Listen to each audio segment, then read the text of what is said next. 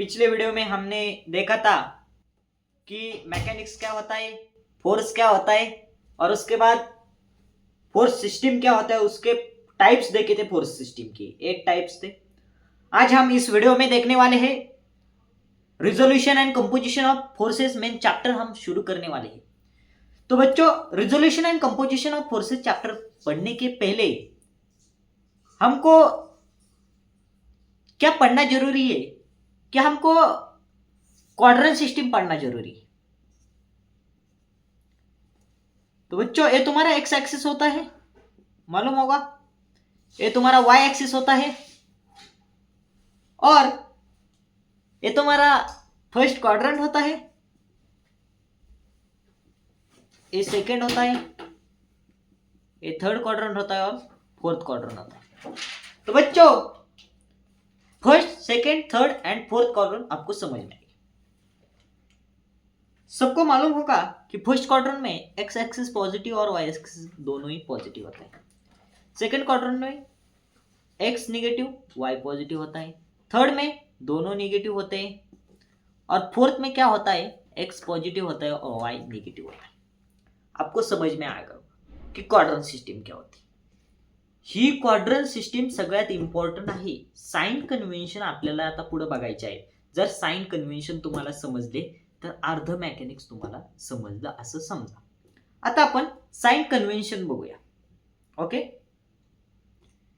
Sign convention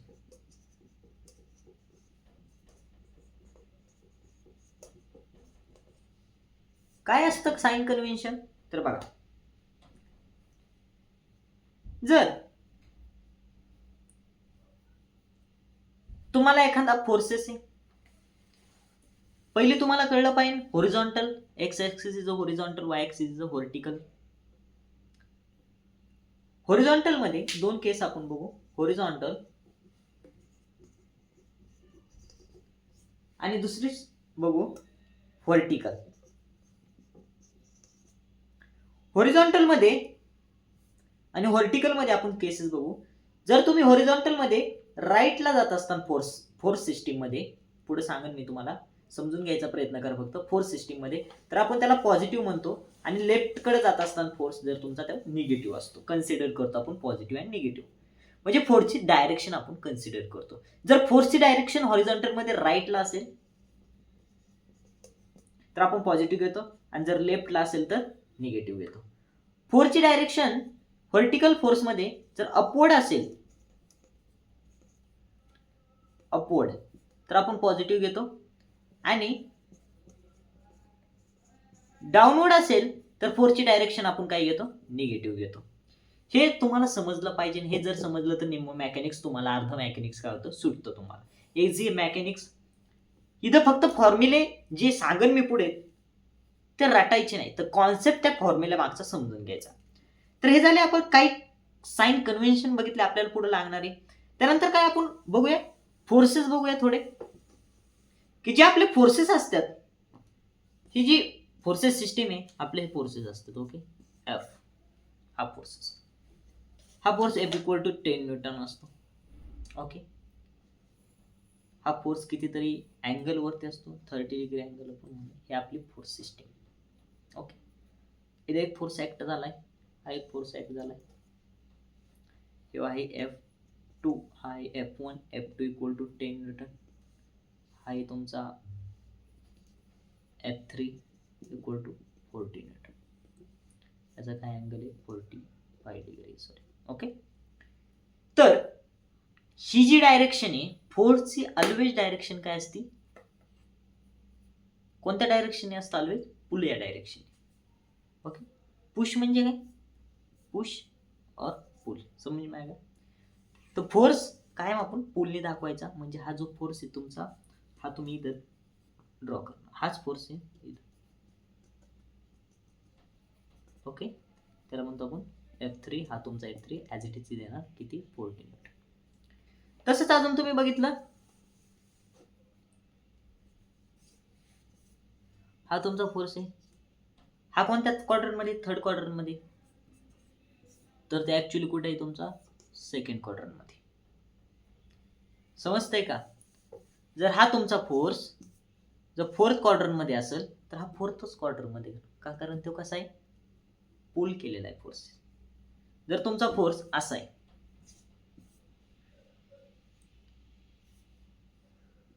असा force आहे, हा फर्स्ट क्वाड्रंट मध्ये पण आहे का, नाही, कारण पुल केलेला दाखवायचं म्हणजे हा तुमचा पुढे आहे थर्ड क्वाड्रंट मध्ये. समजलं. त्याच्यानंतर आता सगळ्यात महत्वाचा टॉपिक आपण बघूया, रिझोल्यूशन. कोणता टॉपिक, रिझोल्यूशन.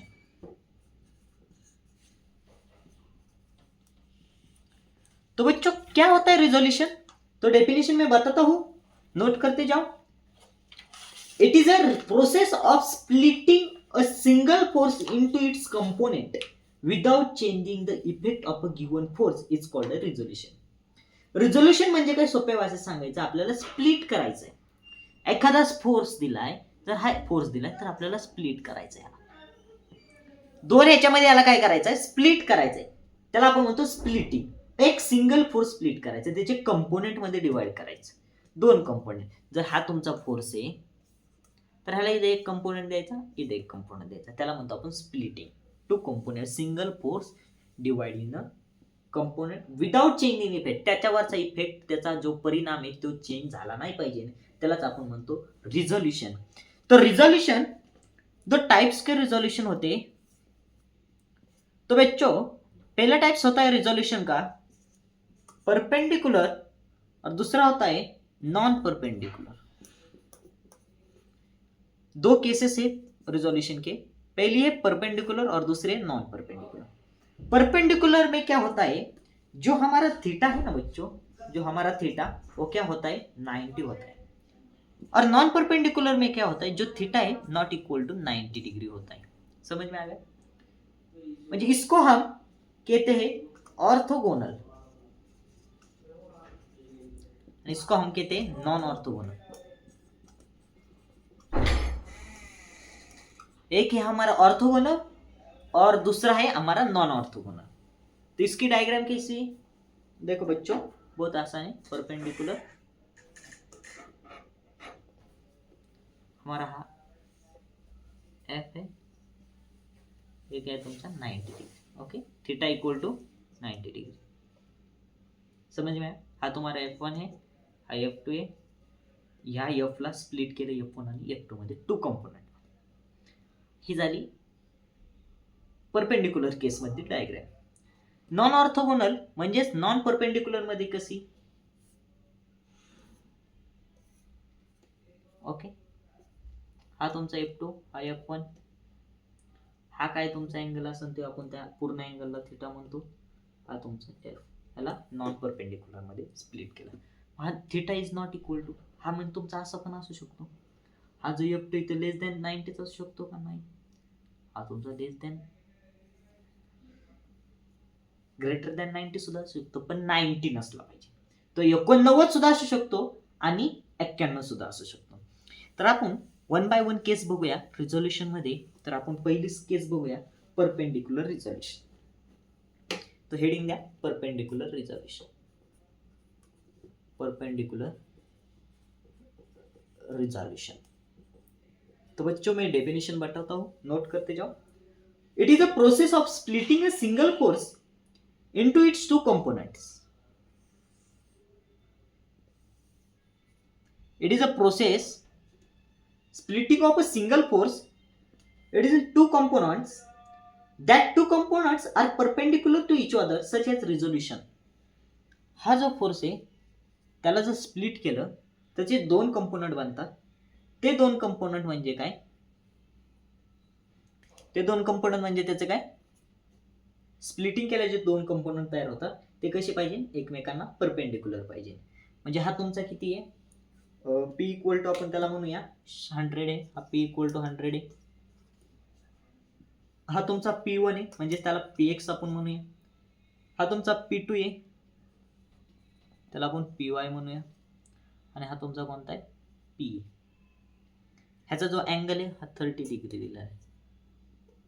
ओके, समजलं. हा P1, P2, हा P तुमचा, म्हणजे हा तुमचा रिझल्टंट. ओके, हा तुमचा रिझल्टंट.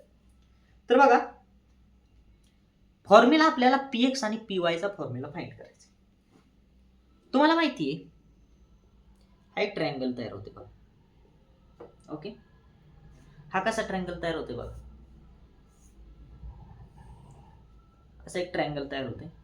हा तुम्हाला 30 डिग्री दिलाय, हा तुमचा पी दिलाय. ओके,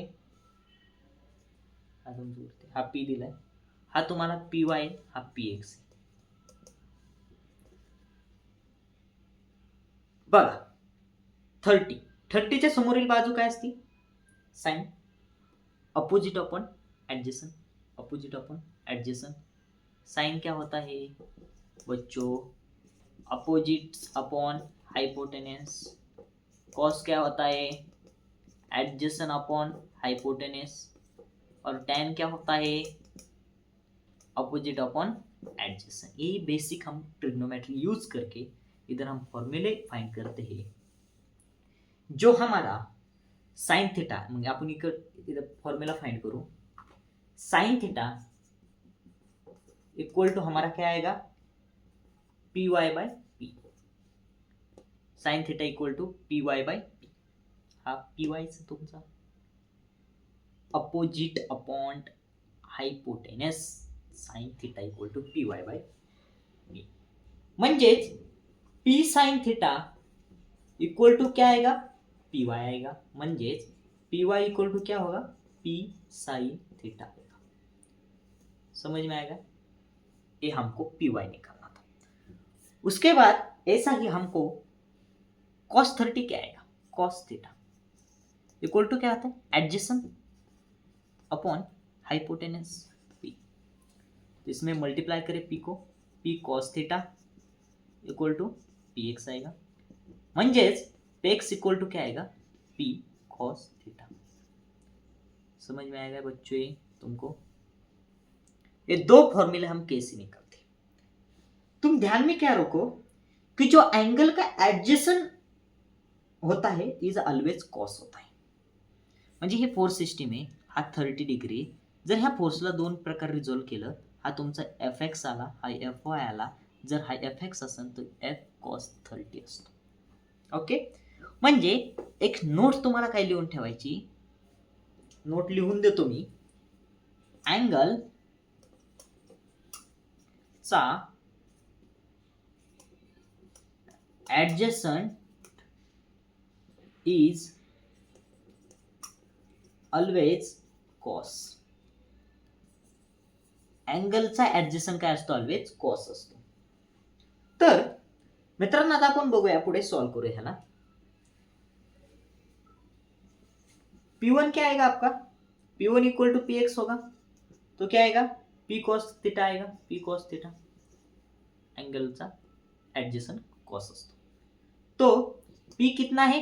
100 न्यूटन है. तो 100 कॉस थीटा कितना है? 30 डिग्री. तो 100 कॉस 30 डिग्री की वैल्यू कैलसी में पुट करो तो आपको आती है 86.60 न्यूटन. ये क्या आपका आता है? P1 equal to P x आता है. आ गए समझ में? उसके बाद हम फाइंड करेंगे P2 मीन्स पी वाई. क्या है? P साइन थीटा है. P कितना है हमारा? 100 न्यूटन साइन 30. तो P2 मीन्स पी वाई क्या आएगा आपका? कैलसी में 100 साइन 30 पुट करेंगे तो 50 न्यूटन आएगा. समझ में आएगा? बहुत इजी कॉन्सेप्ट है. पी एक्स जो एंगल का एडजेसेंट होता है वो कॉस होता है, हमेशा ध्यान में रखिए. उसके बाद सपोज दूसरे अप्रोच ने हमने बताया, तो ये मैं रब करता हूँ. अपने स्क्रीनशॉट लो. ये रिकॉर्डेड लेक्चर है इसलिए बनाए मैंने, क्योंकि तुम समझ में नहीं आएगा तो बार बार पीछे जाकर देखो. तो देखो बच्चों, ये भी मैं रब करता हूँ. समझ में नहीं आता होगा तो बार बार पीछे जाओ. जो समझ में नहीं आया तो रिपीट देखो. इसलिए मैंने रिकॉर्डेड लेक्चर बनाऊँ. जो आपकी जो मित्र मैत्रिणी है उसको भी ये व्हिडिओ भेज दो, क्योंकि इंजिनिअरिंग मेकॅनिक्स यूट्यूब पे मी जसं सांगितलंय तसं कुठं तुम्हाला मिळणार नाही. आणि त्याच्यानंतर आता आपण बघूया दुसरा अप्रोचने. आता हे पहिला अप्रोच काय बघितला, अँगलचा ऍडजेसन आपण काय घेतलेला, अँगलचा ऍडजेसन कॉसने. जर आपली डायग्राम अशी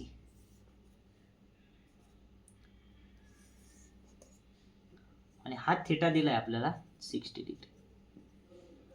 ओके, हा पी दिलाय तुम्हाला 100 न्यूटन, हा दिलाय तुमचा पी वाय असतो व्हर्टिकल, हा पी एक्स असतो. हो, तर बघा पी वाय काय असतो, P sine theta. Okay, P Y. आता अँगलचा ऍडजेसन आपल्याला काय घ्यायचे, हा आपल्याला माहिती आहे पी वाय काय असतो, पी साइन थिटा. पण अँगलचा जो ऍडजेसन कंपोनेंट तो आपल्याला काय घ्यायचा आहे, पी वाय कॉस घ्यायचा आहे. मग इथं काय येणार, कॉस येणार, P cos theta. P cos theta आएगा तो हमको क्या, पी की वैल्यू कितनी, 100 कॉस 60, 100 कॉस 60, पी वाई क्या आएगा आपका 50 न्यूटन आएगा, कैल्शियम में पुट करेगा तो. और पी एक्स क्या है हमारा, पी साइन थीटा आएगा. पी की वैल्यू कितनी है, 100 साइन 60, 100 साइन 60 की वैल्यू कैल्शियम में पुट करी तो 86.60 न्यूटन आएगा, पी वाई आएगा. दोनों आंसर, पिछला आंसर पी वाई 50 न्यूटन आया था और पी एक्स, सॉरी इधर पी एक्स क्या आया था हमारा 86.60 न्यूटन आएगा. एक केस हो गई परपेंडिकुलर रिजोल्यूशन की. उसके बाद हम नेक्स्ट केस में जाएंगे कि नॉन परपेंडिकुलर रिजोल्यूशन क्या होता है. तो बच्चों देखो, नॉन परपेंडिकुलर के जो रिजोल्यूशन की जो केस होती है, इसमें हमको θ1 एंड θ2 दोनों का एंगल नॉट इक्वल टू 90 आना चाहिए. तो क्या होता है, मैं डेफिनेशन बताता हूं बच्चों, तुम नोट करो तुम्हारे नोटबुक पे. It is the process of splitting a single force into its two components and that two components are not perpendicular to each other, then such resolution is called as non-perpendicular resolution. देखो फिर से बताता हूं, it is a process of splitting a single force. It is a process of splitting a single force components when two components and two components are not equal to, not perpendicular to each other. हे दोघांमध्ये perpendicular नाहीये. हा 30 आणि हा 40 किती झाला, 70. हा 70चा 90 degree पेक्षा less. मैं θ1 and θ2 not equal to 90 degree, तो हम उसको क्या कहते हैं बच्चों, नॉन परपेंडिकुलर रिजोल्यूशन. समझ में आया, नॉन परपेंडिकुलर रिजोल्यूशन. तो बच्चों ऐसे केस में जो तुमको प्रॉब्लम आएगा, एक केस है तुम्हारी, केस 2A है तुम्हारी. पहले केस में हम देखा था perpendicular resolution, perpendicular resolution. Okay, इस केस में हम देखे थे, देखना है हमको कि नॉन परपेंडिकुलर रिजोल्यूशन क्या होता है. तो इसके लिए हम दो फॉर्मूले याद करना चाहिए बच्चों. दो फॉर्मूले बहुत इंपॉर्टेंट है, तुमको F1 निकालना है बच्चों. हम पहले इसमें Px और Py निकालते थे. Yes, F1 F2 P1 P2 निकालते. इसमें हम F1 निकालेंगे. F1 के लिए फॉर्मूला होता है F sine theta divided by sine of θ1 plus θ2, θ1 plus θ2 होता है. और दूसरे फॉर्मूले में F2 निकालने के लिए F साइन थीटा, बच्चों इधर θ2 होता है, F sine θ1 divided by sine θ1 plus θ2. जब हम F1 निकालेंगे, F साइन दूसरे का एंगल θ2 अपॉन साइन θ1 प्लस θ2. जब F2 निकालेंगे तो अपोजिट का angle θ1, F sine θ1 divide by sine θ1 plus θ1. ये दो मेन फॉर्मूले हैं. ये फॉर्मूले आप याद करो. हम अभी इस पे एक न्यूमेरिकल सॉल्व करेंगे. कोई न्यूमेरिकल बच्चों हमको क्या करना है, सॉल्व करना है. तो देखो बच्चों हम कैसे न्यूमेरिकल सॉल्व करते हैं. तो क्या दिया है क्वेश्चन में हमको, तो बच्चों हमको क्वेश्चन क्या दिया है, resolve the 200 newton force along X Y direction. तो बच्चों एक्स एंड वाई डायरेक्शन में हमको फोर्स रिजॉल्व करने के लिए बोला है. कौन सा फोर्स, ए 200 न्यूटन फोर्स. तो बच्चों एक्स डायरेक्शन को हम क्या कहते हैं, पी एक्स कहते हैं, वाई डायरेक्शन को पी वाई कहते हैं. ये समझ में आएगा. तो बच्चों पहला फॉर्मूला हमको है P X equal to P, हम उसको पी कहते हैं, ये हमारा क्या है, पी है.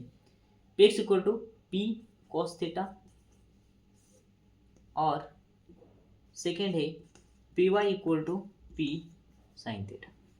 ये दोनों फॉर्मूले हमको पता होना चाहिए। तो बच्चों पी एक्स इक्वल टू क्या आएगा, पी कितना है हमारा 200, कॉस थीटा की वैल्यू कितनी है बच्चों 40, म्हणून P X equal to 200 cos 40 की वैल्यू आएगी, कैल्शियम में पुट की तो 153.20 न्यूटन। और पी वाई कितना है बच्चों, पी कितना है 200 साइन 40, देयरफॉर पी वाई कितना आएगा, कैल्शियम में पुट किया तो 200 साइन 40 128.55 न्यूटन। तो देखो resolution of 200 newtons along the X Y direction, तो हम देखिए तो इसका आंसर क्या आता है, पी एक्स इक्वल टू आता है 153.20 newton and P Y equal to आता है 128.55 न्यूटन। हे समजलं पाहिजे। हा एक आपण केस नंबर 1चा प्रॉब्लेम सॉल्व्ह केला, केस 1 ओके समजलं। त्याच्यानंतर आता आपण दुसरा क्वेश्चन घेऊया। दूसरा क्वेश्चन म्हणजे तो बघा तुमच्या स्क्रीनवर दिसत असेल। तो देखो बच्चों क्या है question, resolve the 200 newtons force along A and B direction. A and B direction में हमको 200 न्यूटन का जो फोर्स है वो क्या करना बोला है, रिजॉल्व करने के लिए। तो देखो बच्चों हमको θ1 दिया है, फोर्स रिजल्ट और जो फोर्स है उसके बीच का और ए के डायरेक्शन बीच का θ1 दिया है 30 और एफ एंड बी के बीच का θ2 दिया है 70 और ए एंड बी का कितना हो गया, θ1 प्लस θ2 कितना हो गया हमारा 30 प्लस 70 कितना हो गया 100 नॉट इक्वल टू 90 आने चाहिए। आगे नॉट इक्वल टू 90 तो एक केस नंबर कितनी है हमारी, सेकेंड केस है नॉन परपेंडिकुलर रिजोल्यूशन। ओके समझ में आया, इसको बोलते हैं नॉन ऑर्थोगोनल का प्रॉब्लम है। Resolve the 200 newton force along A and B direction, and B direction में देखो। तो देखो बच्चों पहले हमको क्या पता होना चाहिए, एफ ए हम फाइंड करेंगे पहले।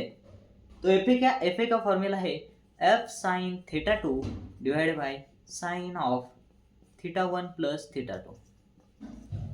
तो इसमें हम वैल्यू जो पुट करेंगे तो वैल्यू आएगी हमारी 200 साइन θ2 कितना है हमारा 70 divided by sine 100 sine 100 degree.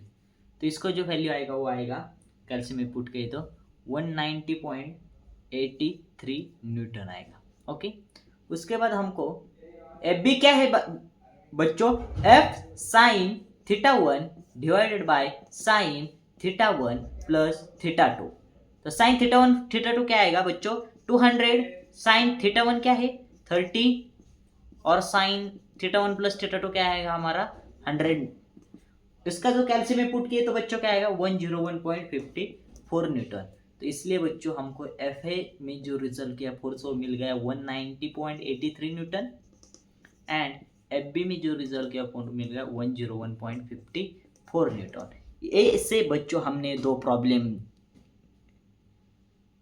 घेतलेले। ते दोन प्रॉब्लेम जर तुम्हाला समजले असतील तर आमच्या चॅनलला लाईक करा, शेअर्स करा आणि सबस्क्राईब करायला तर विसरूच नका। आणि सगळ्यात महत्त्वाची गोष्ट नाही केलं तरी चालेल हे लाईक शेअर सबस्क्राईब, पण आपल्या इंजिनिअरिंग फर्स्ट इयर इंजिनियर SPPUच्या मित्रा मैत्रिणींपर्यंत हा व्हिडिओ शेअर करा। इतकं सुंदर असं मराठी समजन अशा तुम्हाला सोप्या भाषेतून मराठी हिंदी मिक्स या भाषेतून तुम्हाला सांगतोय। जर आमचे व्हिडिओ आवडत असेल तर मित्रांनो लाईक करा, शेअर्स करा, सबस्क्राईब करा आणि आपल्या नवीन मित्रमैत्रिणींना शेअर करायला तर विसरू नका। थँक्यू।